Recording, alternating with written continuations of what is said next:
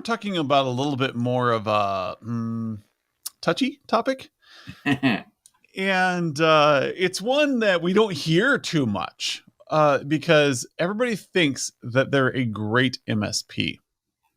Now, the question is if you're a great MSP, who are bad MSPs? Are they aware that they're a bad MSP? Are they out there going, man, we really suck at our jobs and they're just okay with it? Or is there something that maybe is more telling that maybe kind of shows us that we are performing poorly or we are considered the bad MSP in town? Right. And so I thought that'd be a great topic to say, like, that way you can check for yourself. Like, what makes an MSP bad? How do you know if you are the bad MSP? And maybe you're just unaware because we all get into the technical arena thinking we're going to be the best. I'm going to do things right. Maybe you worked for an MSP before and you decided to start your own and you decided that you weren't going to be like those guys. So Yeah. what does that look like, Skip? Well, let me put a little bit more context on that in that kind of opening there. I think with technical people, and obviously a lot of MSPs have technically minded people at the top levels, we do get pretty analytical about things. And so we might not think, hey, we're the best MSP because we know, we're not hitting some internal metric or something, right? But we look at all that and we take a fairly objective view and go, hey, we're a good MSP. We're better than most. And so if you think you are just absolutely the best MSP, I think that's awesome. But I hope you can back that up with something that says why. But okay, so now wrapping it back around, to open it up, I really when you think you are a good MSP or not the bad MSP, how do you grade that? Why is it because you're making lots of money? Is that your guide? What's your metric in doing this? Because you have a lot of employees, you've got great employee retention, maybe you've got great customer retention. I mean, there's a lot I think that can go into that. So to start, you have to understand bad means what? Subjective. It is. It is very. But I What's think you bad have to for one understand person that. may be great for another. Yes. Yes. And that's why there's always going to be competition in the MSP because your clients are looking for different things. I mean, there may be somebody out there who's just got their brain so wrapped around the price that the best MSP in town is going to be the one that's absolute dirt cheapest. All right. I would say that's not a very wise route, but that's a simple term that someone can say, hey, the best one is going to be the one that's cheapest for me. All right. And if that's the market that you want to go at, then yes, you could be the best MSP because you offer the lowest price. Now, I think probably nobody listening to that really wants to go down that route, so that's a bit esoterical. But what is it? What is your metric? Is it your client's satisfaction? Is it your bottom line? Is it client retention? I think client retention is one of the things that pops up, and it's very telling in a lot of MSPs. Are you holding on to your customers for 2, 3, 4 years, and after that it's just a 50-50 flip whether they stay or not? Or do you have clients that have been with you for 20 years or more for some of those older MSPs? We talked to someone the other day, and their business got started in 1965. Very much a business automation sort of shop, but they've been around a long time. And one of their claim to fame, one of the reasons why they feel they're really good businesses, is they have had customers for decades. Yeah. And I've worked in an MSP that one of their claims was their very first customer was still a customer then, and that was 30 years later. So I think you have to, bad means what? We have to figure out, what are you bad at? What is important, and what would move the needle between the red and the green side of the graph? Yeah. And I think customer retention is a great indicator of a good MSP. And so it's really easy to talk about what a good MSP is. And that's usually what we try to focus our interest on because, if you focus on negative, it's kind of like that strength finders Yeah. mentality of like, do what you do well and keep doing it. Mm-hmm. But with finding your weaknesses, it's a little harder, like identifying where you are failing. It's an uncomfortable topic, and if you've got the only reason that your clients are staying with you is because of ironclad service agreements, Yep. you Yep. may have a problem. If the only reason your clients are staying with you is because you're the lowest bid in town, you may have a problem. Now, That's true. that's not an absolute rule because you can do great business models where you're like, hey, we are out there to provide the lowest cost service that is quality possible, and Yep. you're trying to hit that niche, like those poorer small businesses that really have tight margins, and you're aiming for them, and they know that the service level is going to be here, and you're going to offer that service level, and it's going to be quality, but they're not going to get maybe 24/7 service. They're going to Right. get Yeah. a 48-hour lead time, but they get 20% reduced costs. And so Yes. maybe that's your business model. So that is a deliberate thing. But if you're out there like going $1 under the competition for everything because that's how you're going to win, you may have a problem. You may have. So Unless you're here's a being very deliberate about the model I just mentioned, Yep. a low cost model where you've really trimmed your margins, and that's your goal. If you're aiming for making money and doing it with high quality service, and you're still fighting because you need to underbid everybody, Yeah. that's a red flag. It is. And And because what are you doing with your existing clients? Are you cheapening up your services with them unknowingly? You put yourself in the business owner seat. We're all sitting here, and you've got all these engineers you've hired, and you spend a lot of time hiring them, training them, getting them going. What are they doing on site? If they are overloaded, then they're dropping the ball, or they're leaving that site without giving a great customer interaction yeah. because they don't have time for that. That's the first thing that goes to the engineers. We stop Yeah. talking to people. Yeah, that is true. Well, I worked with an MSP at one time, and I really liked, and actually, both MSPs that I worked with had a similar mindset. One a little bit more clearly than the other, but they had a clause in their contract, and it said essentially, "Hey, this thing renews on a month to month basis." The binding parts did, all right, and you can get out of this at any time with a 30-day notice. That's all it takes.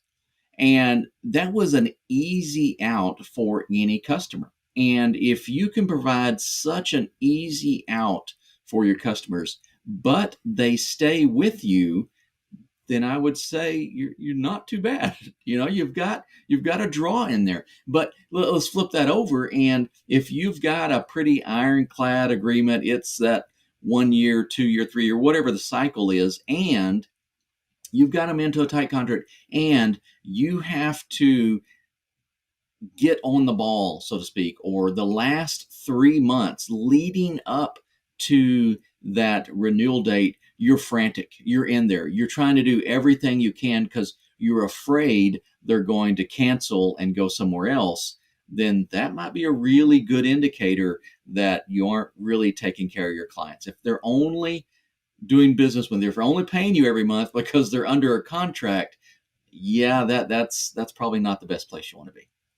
Yeah. So what are the bad MSPs in town? Look around you and think, why is Apple Products Incorporated the worst MSP in town? If you had to like go through and rank all the MSPs around you and think, okay, at least we're not as bad as these guys.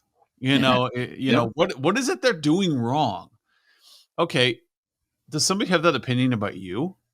Does Yeah. somebody have an opinion? What would somebody nitpick at your MSP about?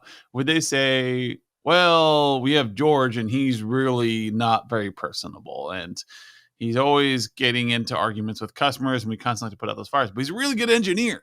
So you're making excuses for them. Yep. Or are you constantly over on your SLAs? And so you're like, oh, we're over on SLAs because we're understaffed and we're having these issues, and you keep making excuses.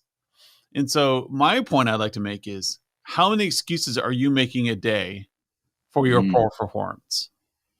Yep. It's always logical to be a poor performer. You are in the seat. You understand why things aren't happening. But the question is, what are you doing about it, and how long has this been going on? Yep. So, like, if you're in a Well, relationship with somebody, and I always go back to this, if you're in a relationship with somebody and they're constantly forgetting your birthday, they're constantly coming home late, they're constantly overspending on, food and stuff, and no matter what you talk to them about, it's a constant problem. And they're like, well, I'm depressed, or well, I'm stressed. Like, okay, that's great, but how many years do you let this go on? And same thing mhm. with your client relationships. If you're making excuses for poor performance all the time, you're the bad MSP. I'm Yep. sorry. Now, That's it. That's if it. something bad happens and you fix it, you're a good MSP. Yes. Well, and I think most clients are really going to get that. They're going to understand. At least your more mature customers that you're working with. They're going to realize that life is challenging, business is challenging, and it's often not so much the challenges, but it's how you respond to them. Are you quick to understand their position and the pain that it's providing them? Are you clear about what you're doing? Are you honest when you make mistakes? You know, back to a example from probably my second year doing IT work, and I totally screwed something up. I mean, it was all on me, 100%. It was all on me, and I totally screwed it up. And I went and talked to the owner of the company. I said, "Hey, this is what I did. I just lost all the data on this customer's device. It's gone." And he turned around and he went out there and he was honest with the customer, and it was bad. I mean, the data's gone. There's really no way you can sugarcoat that. It was gone, but he didn't make up some excuse. He didn't lie to them, invent some sort of techno mumbo jumbo. He just said, hey, this is what it is. I think he made them some concessions on price, but at the end of the day, it was, hey, we had this problem. We're going to work through it and support you the best we can. And you know what? That customer came back and bought more stuff. So, sometimes walking through those challenges with your customers can improve that relationship to the point where they'll go, I'll never leave these guys. I know what they're made of. They're the stuff that's going to stick with me and help me be successful. So my tip out there is to identifying whether you're a good MSP or not is an old tip. It's got a number of catchphrases to it. Is if you're not growing, you're dying. Yep. Continuous improvement. If you can't say today what you did last year was crap compared to your performance today, you're a bad MSP. Yep. You can maintain, and that's fine. But guess what? Everybody else is outpacing you. And that makes you the bottom rung. If you are not continuously improving over the previous year, and I'm not talking like you've added a new feature this year. I'm talking you're doing just as good as you were last year and then some this year. Yes. Yeah. And so you're That's it. adding on. So you're growing. You've hired a better engineer. You got rid of a poor engineer. You added on a new service stack. You're now Mhm. able to support this. You have reduced your SLAs.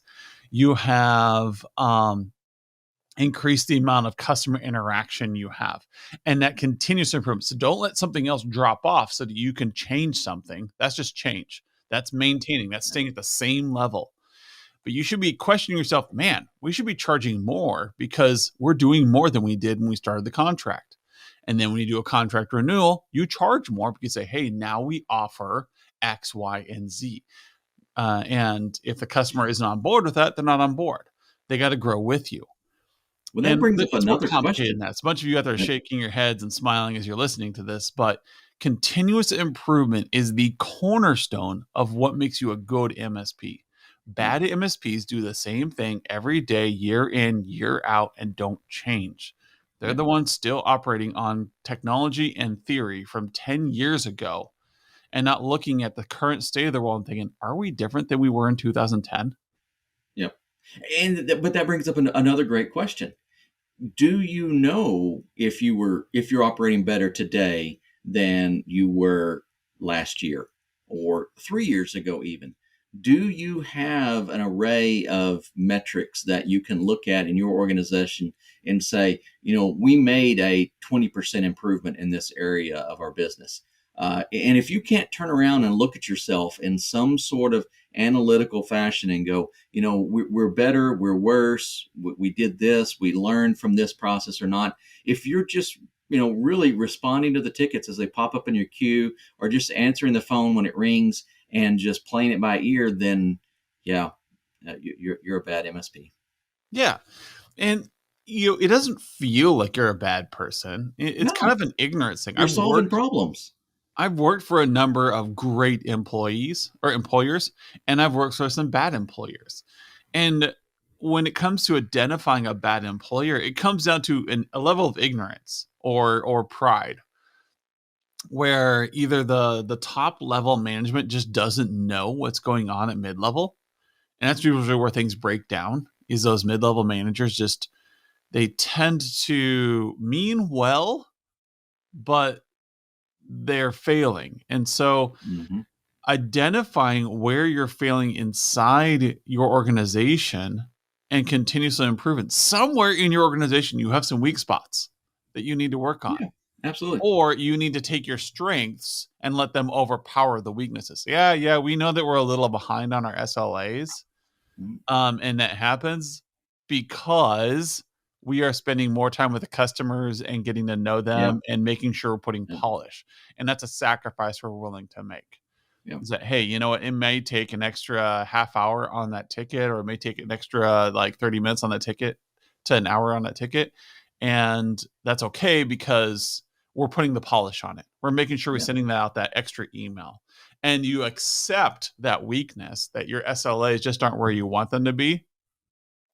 And you're okay with it because you're improving customer satisfaction. And so with having a toxicity to your environment is where you're not improving, where everybody assumes that they're the best, hmm, that no one can be a better manager than me, no one can be a better employee than me, I rock the engineering, yeah, I don't yeah. need to learn anything more. Oh yeah, That's those are those are red toxic. flags, Oh people. yes, yes, And yeah, you talk to your managers and say, hey, how have you improved your employees this month? yeah, How have you improved yourself? Now, me as a top level, I have to say, how did I improve my employees this month? Like, what did I do for my mid level managers to show them that they're valued and that I want them to learn more, that I want them to grow? These are things that you kind of got to work on. And that's that continuous improvement. That's the core principle of this episode of Humanize IT is that continuous improvement is what shows you whether you're a good MSP or a bad MSP. If you are continuously improving, you're constantly getting better, you are never the worst MSP. You are there never you the go. bad MSP. Now, somebody may Yeah, say, oh man, Skip Ziegler, man, his MSP, those guys are terrible. And they'll pick on you saying, hey, their SLAs are always behind. And maybe they're constantly nigging and winning over customers because, hey, we turn around in less than 24 hours every ticket. But yeah, then you're like, well, if that's important to our client, then okay, they need to go over to the yes, alternative because yes, our priority is customer yes, service. And that's where Skip's earlier comment about yes, people are always going to be looking for different things. What are you providing and what are you constantly improving so you're attracting the client base that you want? And I guess that would be the last thing we need to talk about is, are you matched with your client base? If your yeah, client base is a low cost, whoever is the lowest bid and you are a quality MSP, you're mismatched. You are a bad MSP for them. yes, Just yes, as Skip said earlier, you are a bad MSP for them. Now, if that is your goal, is you want to be the lowest cost MSP in town that can provide service, and you're sacrificing like customer interaction or quality for that. And by quality, I mean like maybe you don't have a Nexus Core admin, on staff. Maybe you have Cisco There you go. guys and FortiGate guys and Linksys guys, and you've got PC gals, and that's what they do. They got this one lane and they stick to it, and you're the lowest cost. But then you're serving a client that really wants that quality interaction. They want that extra step, and you'd be like, "Look, we're a bare bones shop. That's what we do. We do it well." Yeah. Maybe you need to go over to this MSP because they're really focused on customer service and they're really focused on that 24/7 knock. Well, And and we having don't that do that. conversation, having that conversation with your clients is incredibly valuable because sometimes they think, oh, but we'll pick on price. That everybody wants a lower price. And so when you start talking to them about what they're getting and if they really want that low dollar amount, then maybe they do need to go somewhere else. And they'll go, wait. Well, I don't know, but we need to go somewhere else because they really like the engineer, or at the end of the day, they really like the net results that your organization offers. And so sometimes it's good to level set with your clients and make sure they understand they are getting some value from you guys and they need to appreciate it. And the best way to make sure they appreciate it is to talk about it. You And don't there's make nothing me wrong with that. happy. I want to hear a story from some MSPs out there. Like, okay, let's look at Lincoln, Nebraska. The MSPs in Lincoln, Nebraska, having like 2 or 3 of them get together and say, okay, guys, here's our lane. What's your lane? Uh-oh. And do We're customer gonna swaps. I know it's crazy we're gonna idea, get the but FTC imagine that. involved in Like, here. Hold on. We're we have MSPs who are focused on medical. They are really great at handling Yep. doctors' Yep. offices. That's their vertical. They care the most about them. And then we have some MSPs that are focused on manufacturing. They really like that supply chain, and they really like the older PCs that are still on Windows NT, and they love working with us, and they Yep. get the mentality. And then finally, you have some people who really like working with schools, and they're really good Yes. at it. Yes. Man, if those 3 MSPs were to get together and like, okay, I will give you these 3 contracts and you give me those 3 contracts, and we're better. Yep. And then Yep. if you get that relationship going, now you can talk merger someday. Maybe one of you wants to get out of the game. Yep. And you are like, well, I know that Alice runs that school MSP over there. And I know she wants to retire, or she wants to move into Puppies R Us. She wants to start running dog kennels. Um, Maybe I'll buy her out. And now you've got a branch of your MSP that specifically focuses on schools, and your main branch focuses on doctors' offices. But you're staying in your lane, and you're providing a quality experience, and you're continuously improving it. How do I become a better MSP for schools? How do I become a better MSP Yep. for doctors' offices? And you have these 2 branches. So I think it'd be great if you could go out and say, this is my lane. Hey, other MSPs, does somebody want us to work with us? Because we will refer anybody not in our lane to you. Yep. And if you do the same for us, and just kind of have a soft agreement. So when you're sitting in that sales room and you're saying, hey, you know what? You're not a good fit for us, but you should really go check out Sally. You should really check out Alice. You should check out Bob, and knowing that on your little sheet there, because that makes you a great MSP, because It you can does. be a bad fit and still be a good performer. Because there's a great maturity level and a confidence level in that. And so here, kind of a parting test here that you might want to try. And this does require perhaps an account manager sort of role that has the maturity to do this. But can you sit down in front of your clients? And we have our tool, the managed service platform, has a scoring feature. It's a bit of a survey sort of deal. You can send it out ahead of time. But I tell people in some of our training sessions, I say, here's the real test: to bring this scoring mechanism up and bring it up live in an engagement. And being able to look directly at your clients, they see you, and begin to move this slider bar back and forth. It goes 1 to 10, and just ask your clients, maybe at a high level, maybe you drill down into something specific, but be able to look at them and say, how are we doing? Give me your opinion. And the ability to accept that what may be negative feedback, and to not get offended or hurt, and to really drive into that and say, okay, you ranked us a 3 out of 10 in that. Can you tell me why? Can we understand a little bit more about why we're not meeting your expectations? And if you can do that and not drop the ball on anything that comes out of that, I would say you're well on your path, on your way to becoming a great MSP, to be able to understand what your clients need. But if you run from those conversations, if you don't have them in any shape, form, or fashion, then yep, there's another indicator. You're probably the bad MSP in town. Yeah, so let's revisit. So far we've talked about how do you know if you're a bad MSP? Customer retention. Mhm. One. Two, are you continuously improving? Are you better than you were last year? And then three, are you in your lane? Are you focused on customers that you know and that you value and are a good fit for you? Get those three things going, and that's how you identify if you're a bad MSP. And then maximize them so that you can become a great MSP. Don't be Yeah. mediocre. Right.